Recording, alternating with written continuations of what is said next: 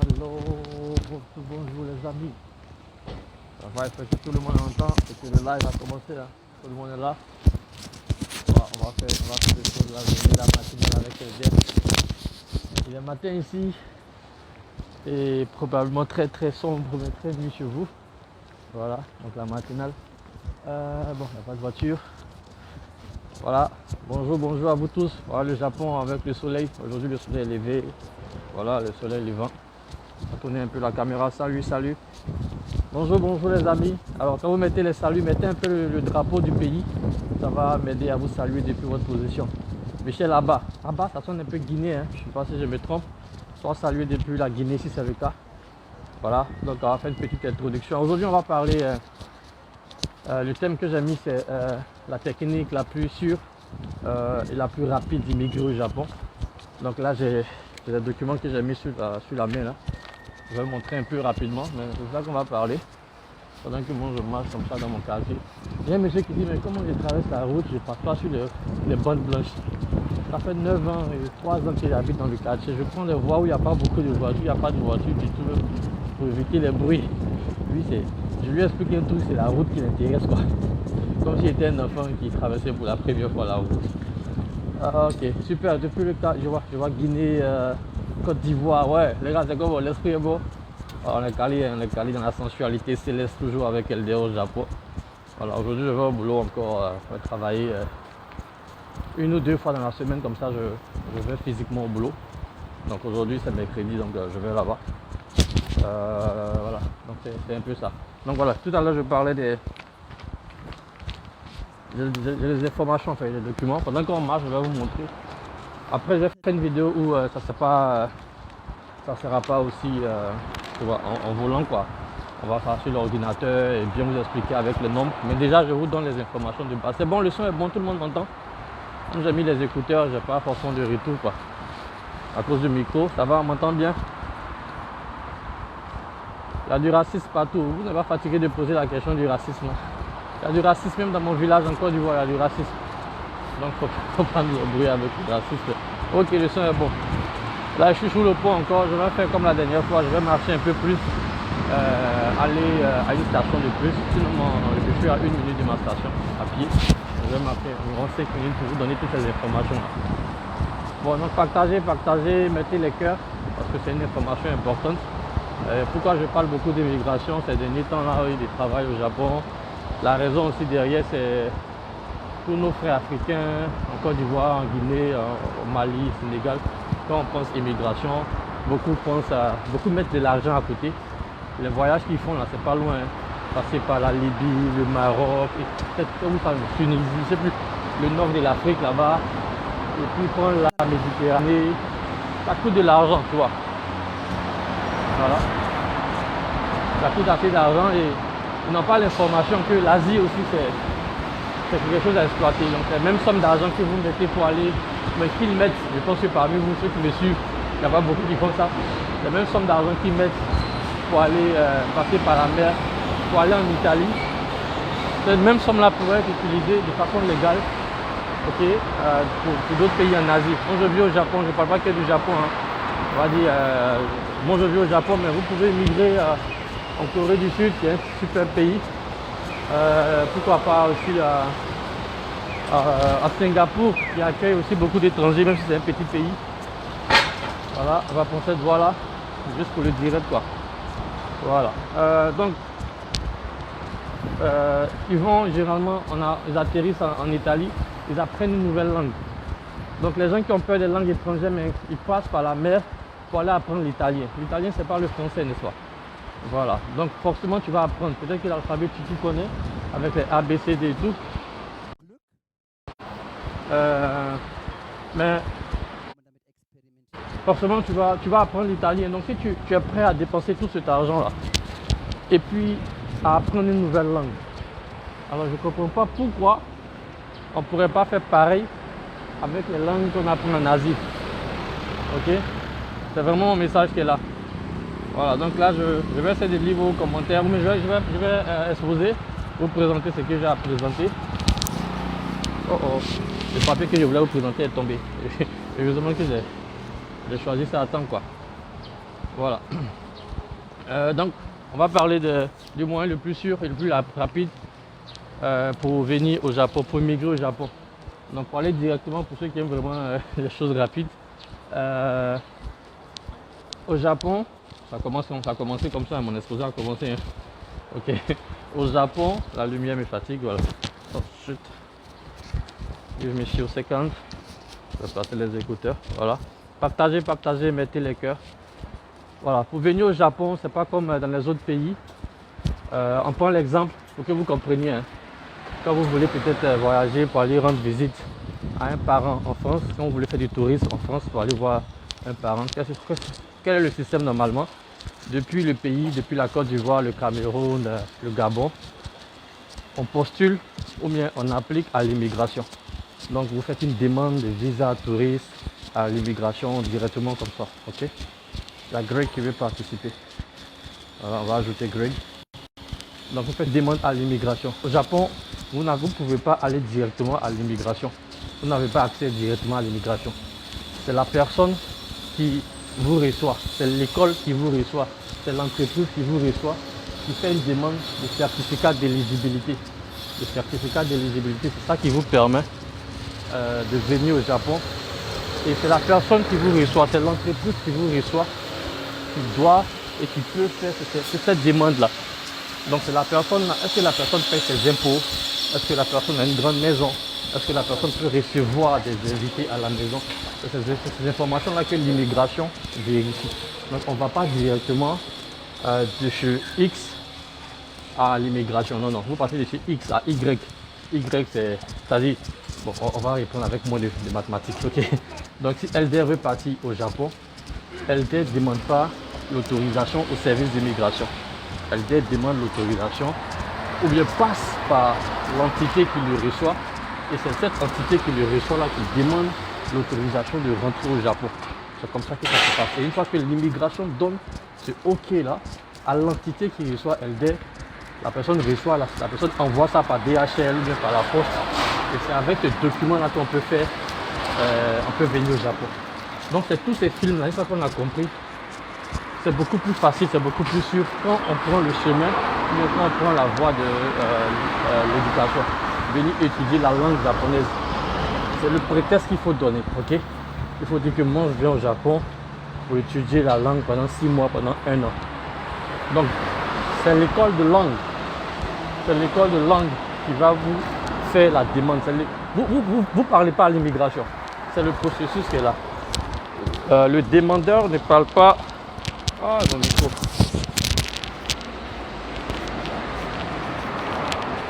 Celui qui veut immigrer au Japon, il ne demande pas directement, ça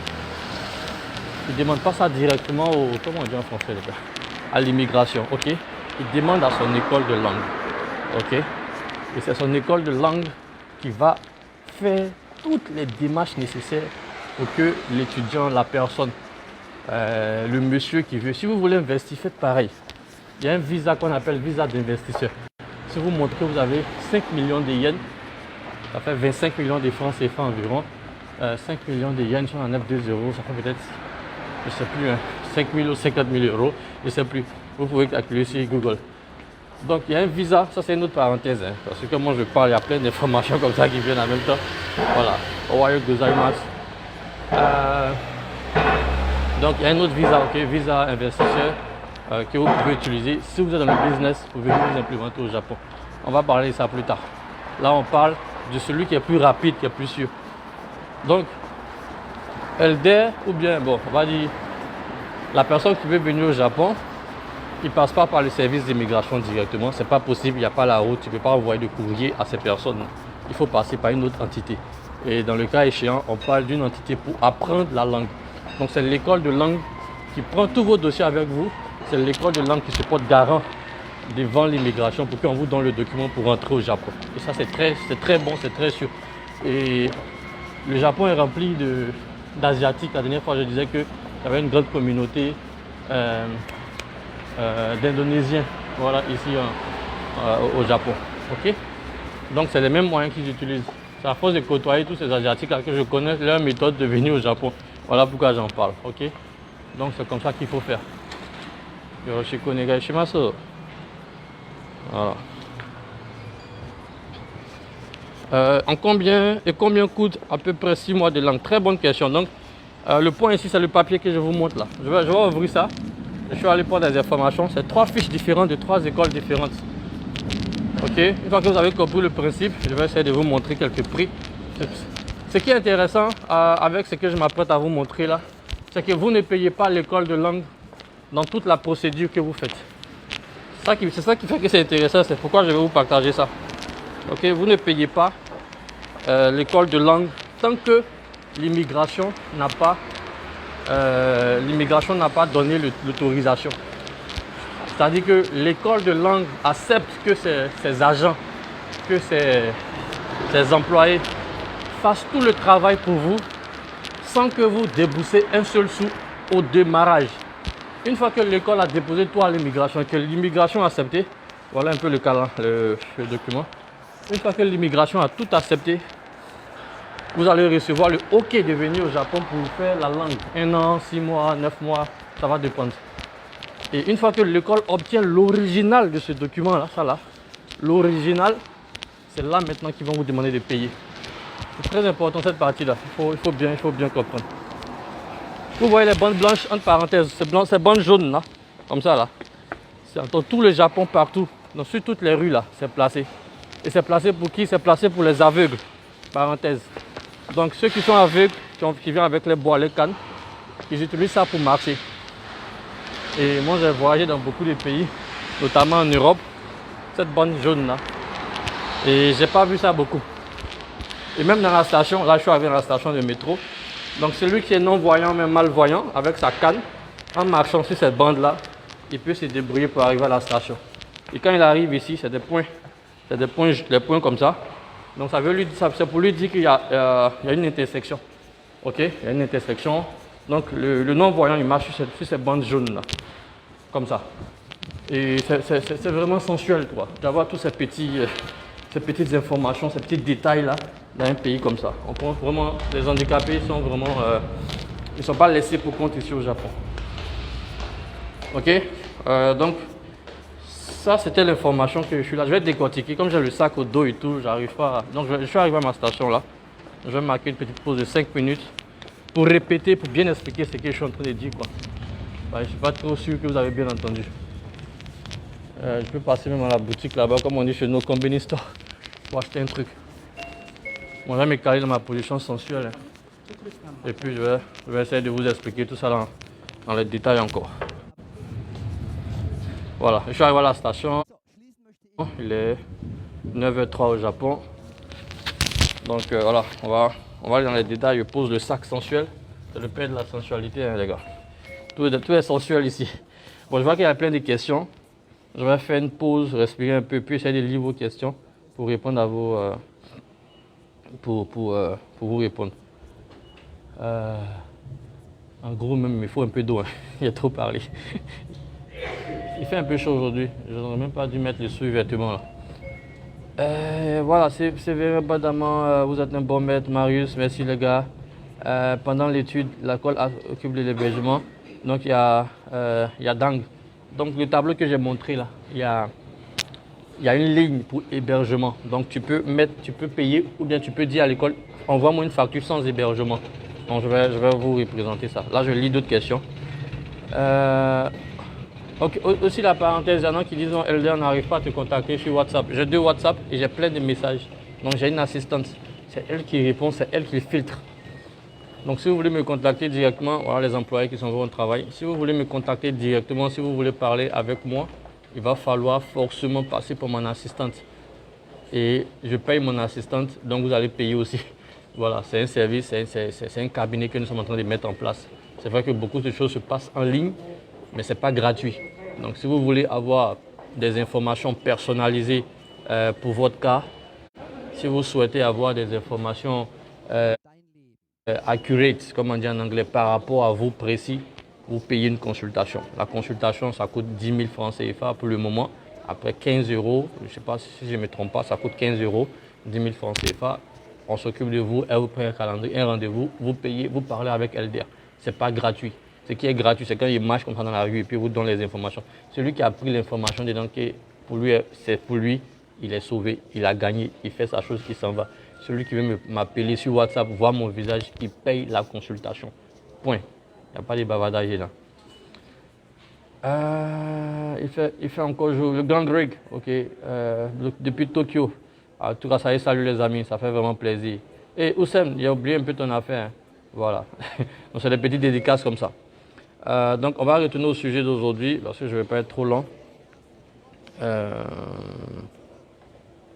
Ouais, c'est pas pour aller gérer busy. Quand les gens prennent la mer, ils vont mourir sur la mer pour aller en Italie. Arrivant en Italie, ils travaillent. L'Italie, tout le monde, il n'y a pas que les gentils en Italie, il y a des racistes en Italie. Donc, économiser l'argent en Afrique jusqu'à un certain montant, passer par le désert, par la mer pour mourir jusqu'à un certain montant, accepter d'apprendre la langue italienne ou même espagnole pour rentrer en Europe, vous pouvez faire pareil, ils peuvent faire pareil en passant par l'Asie, ça ne va pas leur coûter la vie.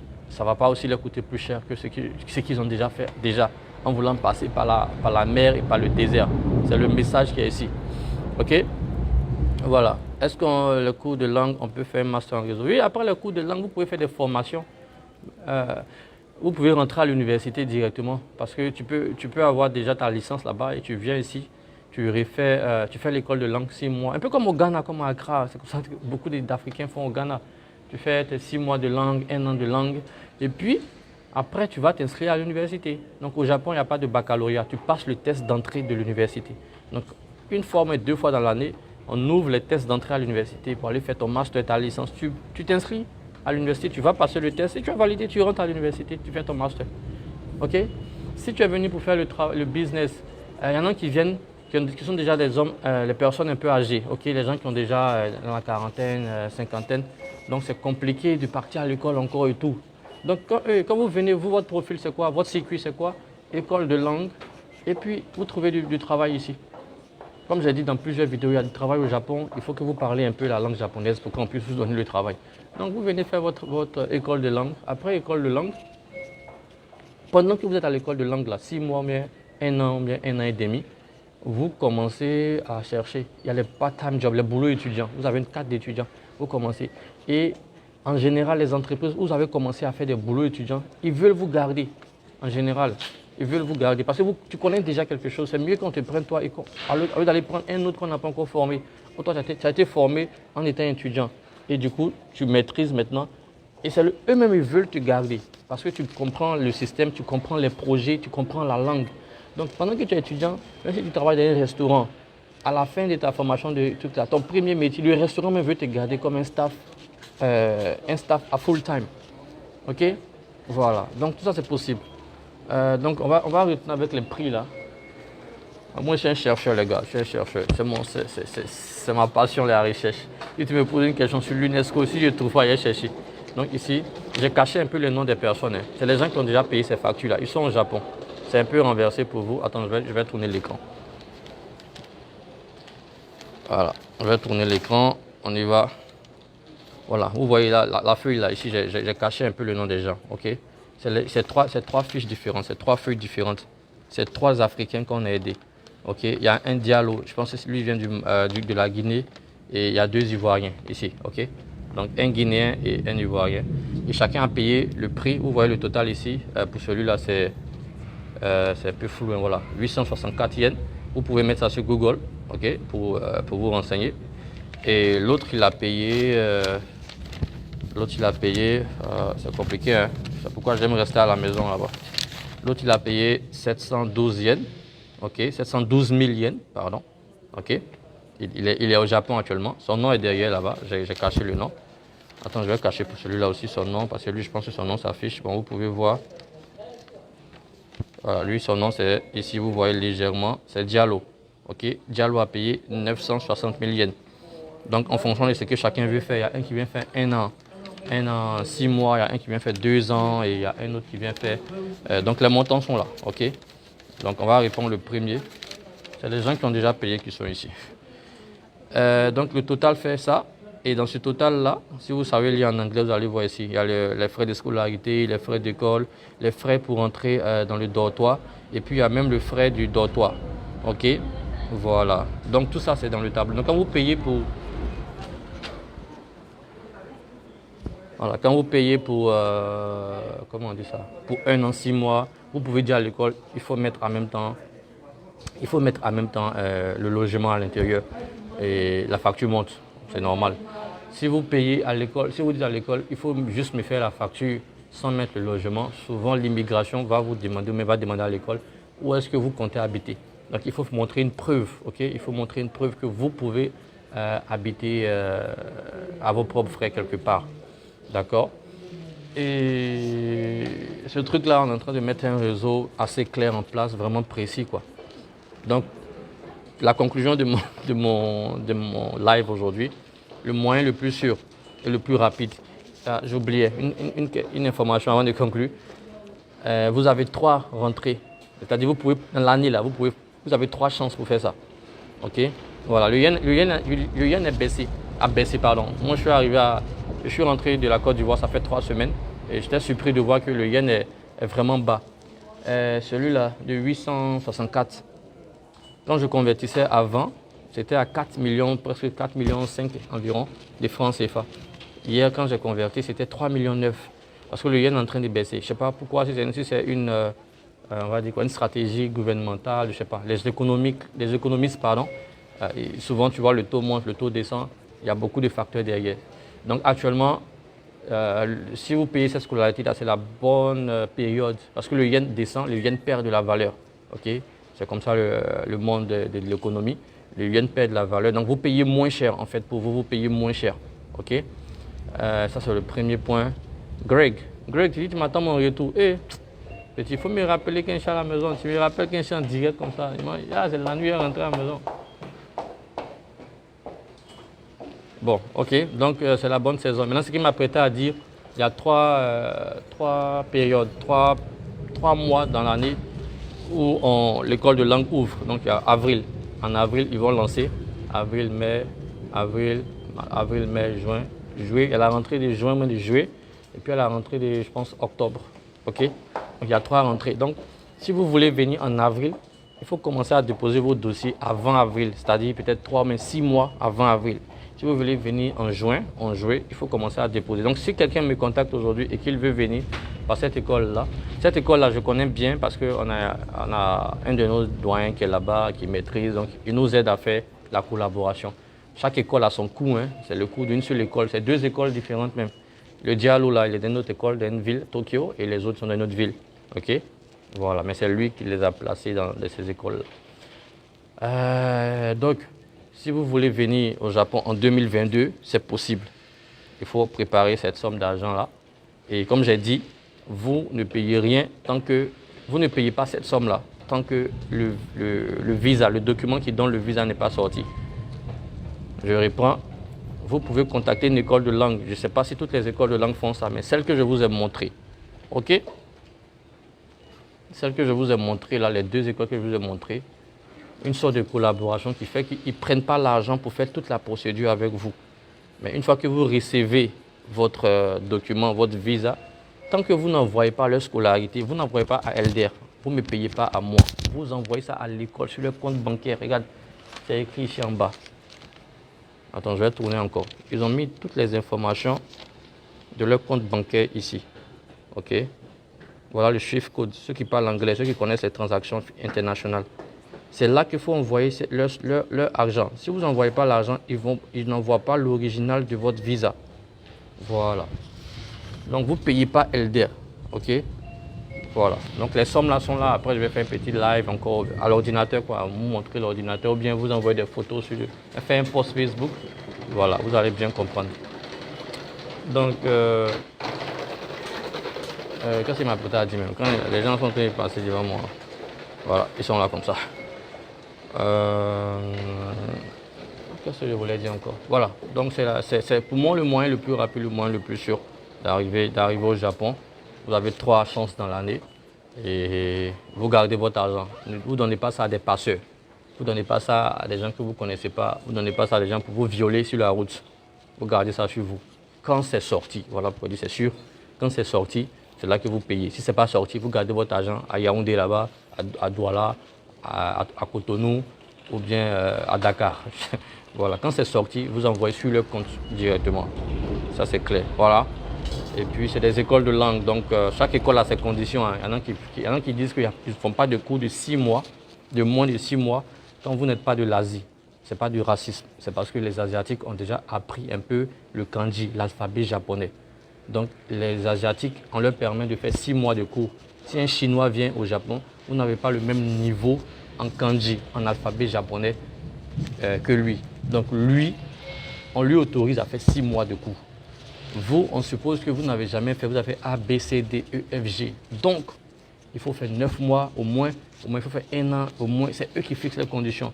Donc, n'allez pas crier là-bas que c'est du racisme, parce qu'il y a un Chinois qui a fait 6 mois et moi, il a fait. Il faut demander pourquoi, ok? Voilà. Il dit tellement il n'y a pas de temps. Non, il n'y a pas de temps, mes cheveux n'ont pas poussé parce que. Mes cheveux ont poussé parce qu'il n'est pas coiffé parce que mon coiffeur me manque. Mon coiffeur en Côte d'Ivoire. Ce n'est pas le temps qui me manque. C'est mon coiffeur qui me manque. Donc je suis obligé de me coiffer moi-même. Et comme je n'ai pas envie de couper, de gâter ce qu'il a fait, donc j'ai laissé pousser comme ça. Quand ça pousse beaucoup, et moi je peux avoir l'œil pour passer. Mais quand c'est petit, j'arrive pas à bien tailler. Voilà, c'est le plus important. Donc on a fini pour aujourd'hui, ok. Je ne sais même pas ça va combien de minutes. Du coup, vous avez compris le message, hein, voilà. Il n'y a pas beaucoup de choses à ajouter aujourd'hui. Passez par une école de langue, choisissez votre formule, 6 mois, bon, on va dire, mettez 1 an dans votre tête. 1 an dans votre tête pour éviter qu'un jour vous dites qu'ils sont racistes. 1 an parce que vous ne connaissez pas l'alphabet japonais. Après 1 an, ceux qui sont déjà avancés en âge peuvent trouver du travail au Japon. Ceux qui ont envie de partir à l'école peuvent s'inscrire dans les universités. Et puis, vous n'envoyez pas l'argent, vous ne payez pas tant que le document n'est pas sorti. Et puis après aussi, une autre information, il y a des documents à fournir. Okay? Je ne vous ai pas parlé des documents à fournir, je vous ai juste parlé de combien ça coûte et du processus. Voilà. Vous déposez vos dossiers dans une école de langue et c'est l'école de langue qui dépose à l'immigration pour que vous puissiez avoir votre autorisation d'entrée. Ok? Donc, vous, école de langue, immigration, c'est les 3 entités-là qui sont dans le pipe. Si vous avez besoin d'une aide, des LDR, vous allez payer mon aide. Si vous n'avez pas besoin de mon aide, vous passez comme ça. Le circuit, il existe, il est là. Vous pouvez faire sans passer par moi, ok? Voilà, ça c'est très important. Mais si vous avez besoin d'aide en français, quelqu'un pour vérifier, pour remplir, pour comprendre, vous allez payer pour mon aide. Vous me payez, vous n'allez pas payer l'école de langue au début. Il faut que ce soit très clair comme ça. Voilà. Les universités coûtent combien au maximum? Ça dépend de la liste, comment on dit ça? Ça dépend de la position de l'université, quelle ville, quelle université. Ça dépend de si tu veux faire master, ou bien doctorat, ou bien licence. Ça dépend de la filière. Donc, pour répondre à une question comme ça, soit tu prends la consultation, tu me dis ta filière, tu me dis ton niveau, tu me dis X, Y, Z, je te donne le prix que ça peut faire. Sinon, c'est un peu trop en global, comme ça, de dire que ça coûte X, Y. Moi, j'ai fait mon doctorat, ça a coûté telle somme. J'ai fait mon master, ça a coûté telle somme, parce que c'était en informatique. Celui qui fait un doctorat en droit, en licence en droit, ce n'est pas le même prix forcément. OK? Alright, guys. Donc, ça, c'est tout pour moi. Je vais prendre le train maintenant. Take care, guys. Et puis, on se prend la prochaine fois. N'oubliez pas de partager, de taguer vos amis. Vous avez aimé. Aujourd'hui, on a eu environ 300 personnes sur le live. Ça monte en puissance, hein? OK, guys. Take care. Bye bye.